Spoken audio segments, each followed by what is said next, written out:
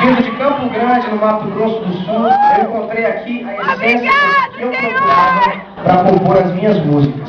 E aqui também encontrei forças para não desistir e acreditar que era possível realizar o meu sonho, levar a música sertaneja para os 4 cantos do país.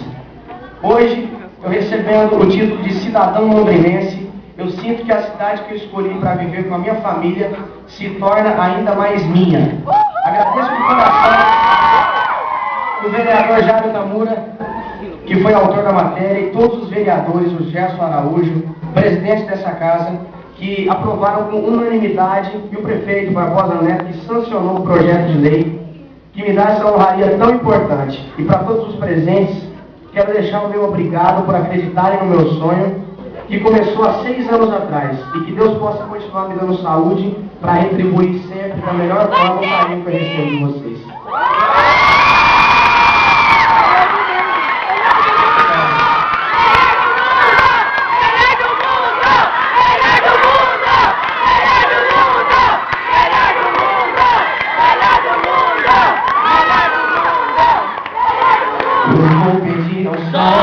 Ilumina nosso caminho e todas as estrelas, pra inventar nosso destino. Me levante forte, segura minha mão, pois sei que você vai ser a minha direção. A gente é assim, temos tanta coisa em comum, você tem mais em mim. E pra você não sou mais um, assim é o nosso amor, tão forte como a noite.